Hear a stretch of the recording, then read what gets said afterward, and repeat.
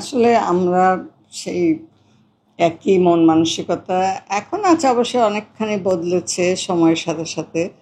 আম, যে সংসারের কাজ মানে সব মেয়েরা করবে, কিন্তু এই একই আমাদের দেশের ছেলেরা যখন বাইরে যায় তখন দেখি স্বামী স্ত্রী দুজনে মিলে একই সেই রান্না করছে, স্বামীও রান্না করছে, স্ত্রী যখন কাজে থাকে তখন স্বামী ঘরের কাজকর্ম গুছিয়ে ফেলছে। আসলে আমাদের চারিদিকের পরিবেশ এবং ছোটোবেলা থেকে যা আবহাওয়া আমাদের জীবনে, সেটার মানে প্রতিফলনই আমরা এইভাবে গড়ে উঠি এবং আমরা কাজকে ভাগ করে নিয়েছি। তবে এখনকার সময় আমি দেখি যে ছেলেরা তাদের মন মানসিকতা বদলেছে।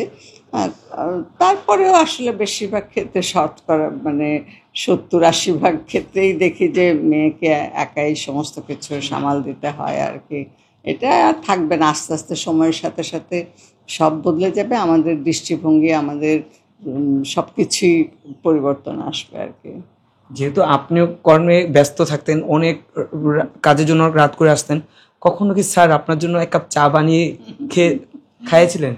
না, আমার স্বামী ওইসব তিনি আসলে অন্য খালি তার নিজের পেশা কাজকর্ম এবং লেখালেখির ব্যাপারে, এবং আমি সবসময় বলতাম যে স্বপ্নচারী মানুষ একজন, সবসময় কল্পনার জগতে থাকতেন। কালকে কি রান্না হবে, মানে টাকা আছে কিনা সংসারে, খাবার চাল আছে কিনা, সেটাও কখনো ভাবেননি আর কি।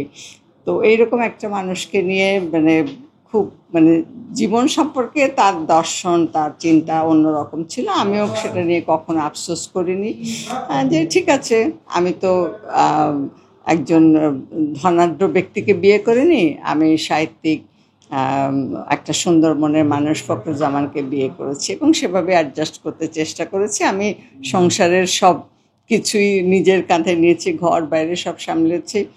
দুটো মেয়েকে বড় করা, তাদের লেখাপড়া, তাদের বিয়ে শাদী সবই। তিনি যখন রেজাল্টটা দেখে খুশি হতেন, আমি বলতাম যে কি কখনো জানতে চেয়েছো এ কোন বই তাদের পাঠ্য বা কি পড়ে বা কিভাবে কলেজে ভর্তি হলো, কিভাবে আগালো, হাসতেন খালি। তো এখন তিনি নেই, কিন্তু তারপরেও তার যে অভাব সেটা তো আমার জীবন থেকে যাবে না। আমার 50 বছরের জীবন সঙ্গী, আমার সুখ দুঃখ দুজনে একসঙ্গে আমাদের কষ্টের দিনগুলো পার করেছি। যুদ্ধের সময় সেই গ্রামে পালিয়ে গিয়ে সেখানে লুকিয়ে থাকা, ওইসব দিনগুলো মনে পড়ে। দুজন তো ছিলাম দীর্ঘ